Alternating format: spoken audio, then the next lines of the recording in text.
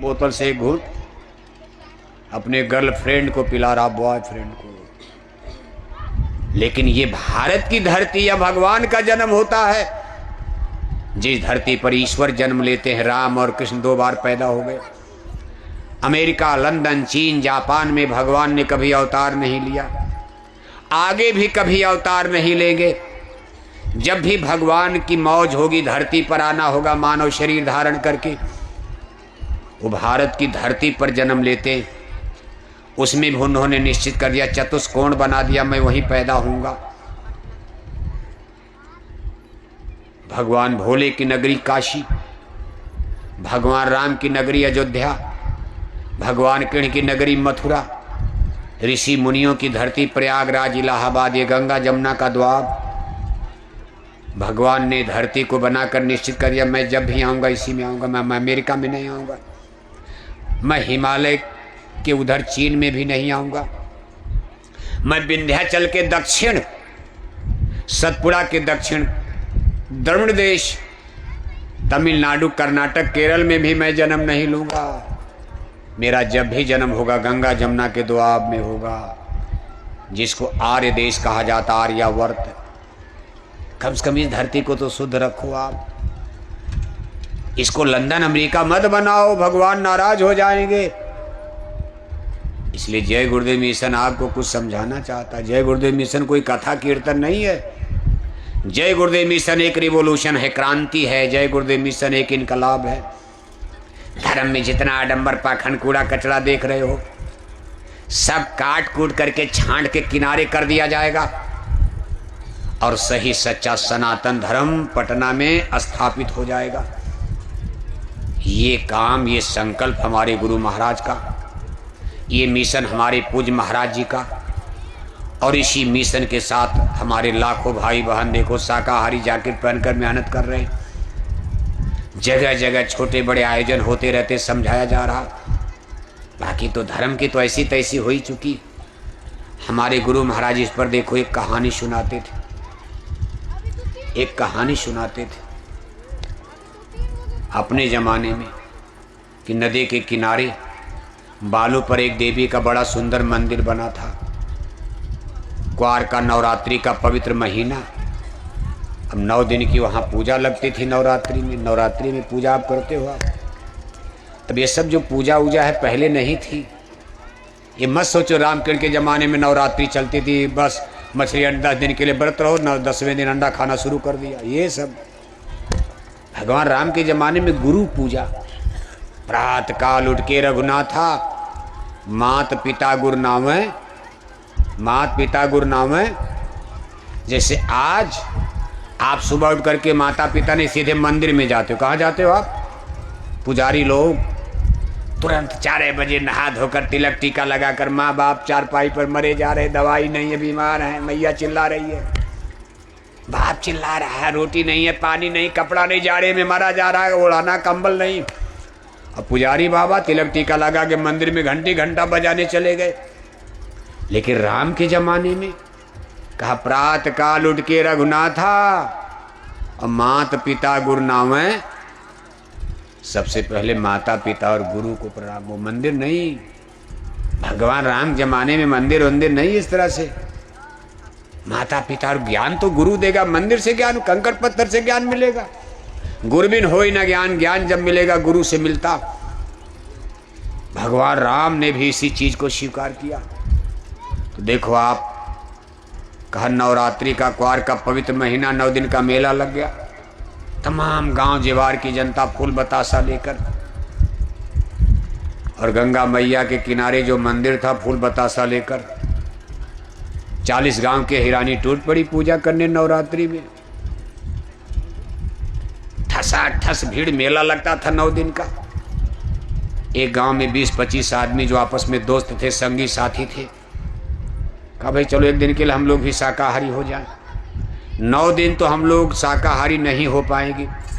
सही बात है, पियक्कड़ आदमी 9 दिन दारू छोड़ पाएगा? कहा एक दिन किसी तरह मेहनत किया जाएगा शाकाहारियों का, देवी की पूजा में हम भी चलें, भाग ले लें। कहा एक कल ही चला जाएगा। नहा धोकर तिलक टीका लगाकर सब फूल बतासा लेकर देवी के मंदिर के करीब जब पूजा में पहुंचे तब तक उसमें से एक आदमी को बड़ी जोर से टट्टी लग गई।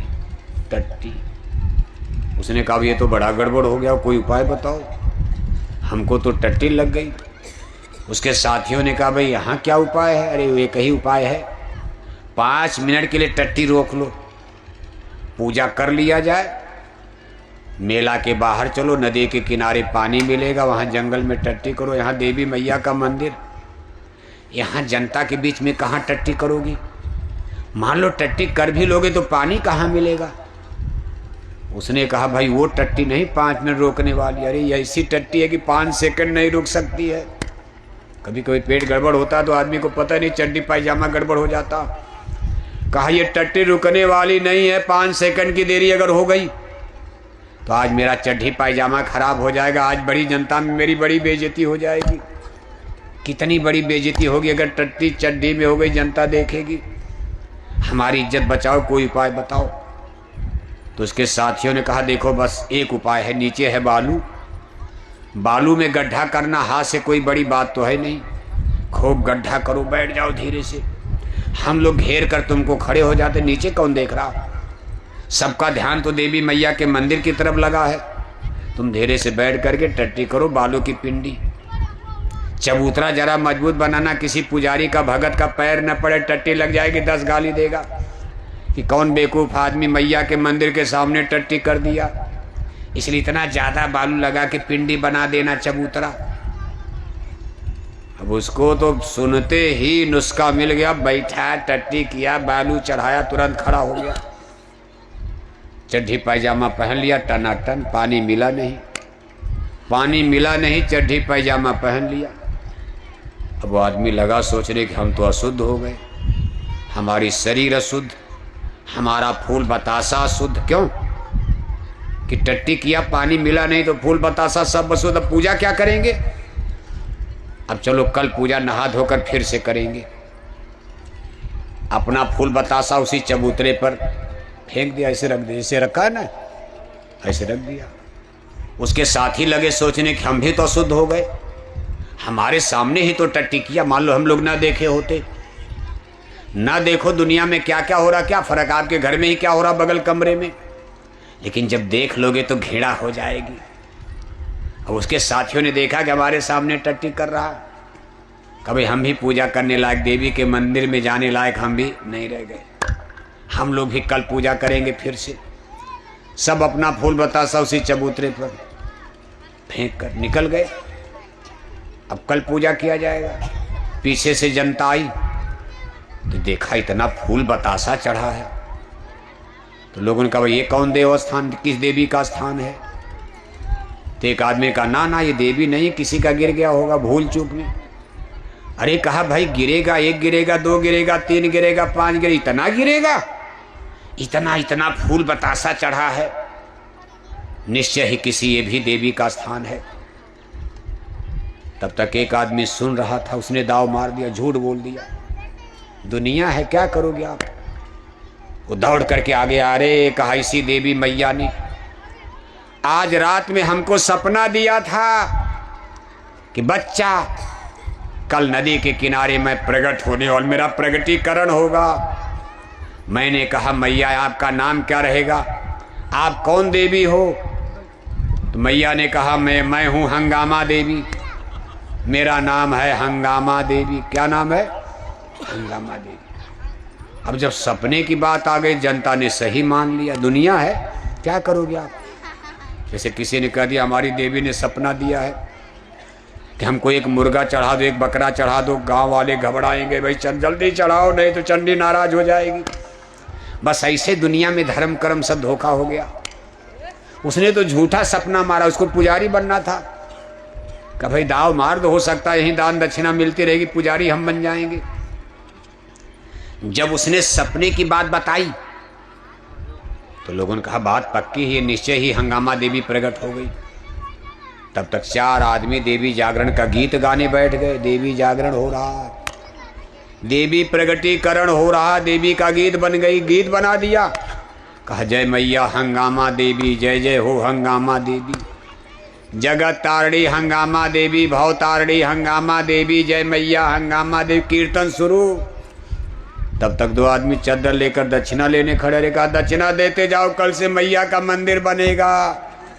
मैया बालू में अकेले कब तक रहेगी, यहाँ पुजारी रखा जाएगा, दक्षिणा दो। चंदा भी इकट्ठा होने लगा। शाम होते होते पुरानी मैया का मंदिर खाली हो गया, यानी पुरानी मैया के मंदिर में भीड़ कम और नई मैया के यहाँ भीड़। नई पूजा, पुरानी मैया को 10 साल से पूज ही रहे हो, कोई मनौती पूरी हुई? जनता कहने लगी पुरानी मैया को फूल बतासा चढ़ाते चढ़ाते नवरात्रि में 15 बरस का समय बीत गया, लेकिन बहू को बेटा नहीं पैदा। नई मैया से मांगो, हो सकता है मनौती यहाँ पूरी हो जाए। नई चीज आ गई। अब पुरानी मैया से तो जनता उब गई थी, वो भी गड़बड़ ये भी गड़बड़। अब नई मैया मिल गई तो पुरानी मैया को जनता ने तुरंत छोड़ दिया। शाम तक वहां फूल बतासा का टीला लग गया। सारी भीड़ खचाखच वहां जमा हो गई देखने के लिए। शाम को उस देश का राजा अपने मंत्री के साथ रथ पर बैठ करके गुजर रहे थे, जा रहे थे। राजा ने कहा मंत्री देवी का मैया मंदिर तो उधर है, मंदिर खाली पड़ा है, यहां कौन पूजा शुरू होगी, क्या भीड़ मची है? मंत्री ने जाकर पूछा भाई ये क्या कर रहे हो? अरे कहा महाराज हंगामा मैया प्रकट हो गई, नई देवी का जागरण हो गया। राजा ने कहा हंगामा देवी? मंत्री मैं इस देश का राजा हूं, मैं मूर्ख नहीं हूं, मैं सच्चाई का पहले पता लगाऊंगा।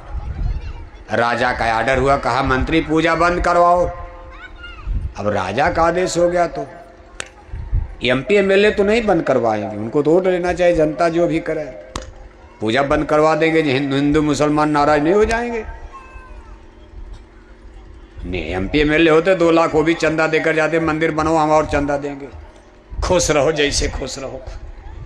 लेकिन राजा को कोई वोट लेना है? राजा तो तलवार के बल पर राजा बनता है। राजा ने कहा मंत्री पूजा बंद। पूजा बंद हो गई। राजा ने कहा मंत्री फूल बतासा खींच कर किनारे करो, देखा जाए नीचे देवी मैया कहाँ। तो ये नीचे मिल गया बालू का टीला।